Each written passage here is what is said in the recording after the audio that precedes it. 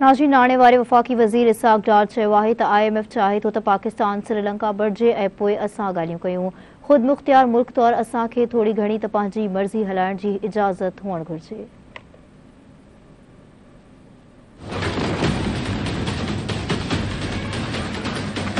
Senate जी नाणे बाबति standing committee में शिरकत जे मौक़े ते नाणे वारे वफ़ाक़ी वज़ीर इसाक़ डार चयो त असां ख़िलाफ़ जियो पॉलिटिक्स थी रही आहे त पाकिस्तान जो ॾेवालो थी वञे।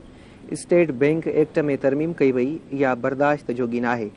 स्टेट बैंक में तरमीम अञा ताईं मुकमल नाहे थी। हिन चयो त स्टेट बैंक पाकिस्तान जी बैंक आहे, कंहिं आलमी इदारे जी न।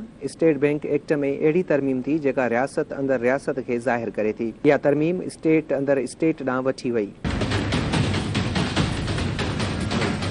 संदसि चवणु हो त असांजी तरजीह वक़्त ते अदायगियूं करणु आहे। बांड समेत का अदायगी देर जो शिकार नाहे थी। पेरिस क्लब वटि कर्ज़ रीशेड्यूल लाइ न वेंदासीं। 4 सालनि में 70 अरब डॉलरनि जो कर्ज़ 100 अरब डॉलरनि खां वधी वियो आहे। इसाक़ डार चयो त पाकिस्तान ख़ुदि मुख़्तियार मुल्क आहे। असां IMF जी हर ॻाल्हि नथा मञी सघूं। IMF जे चवण ते नौजवाननि खे IT में रिआयत ॾियण ते पाबंदी लागू नथा करे सघूं।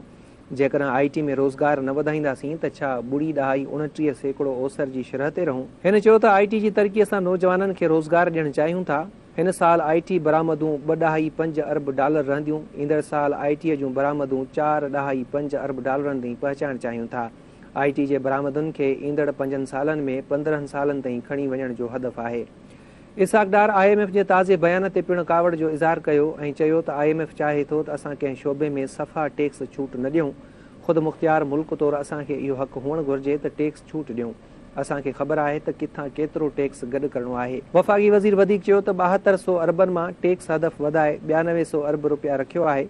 इहो हदफ़ टैक्स छूट खां सवाइ आहे। टैक्स छूट वारनि शोबनि मां का बजट न पई अचे। IMF खे इन ते एतमाद में वठंदासीं।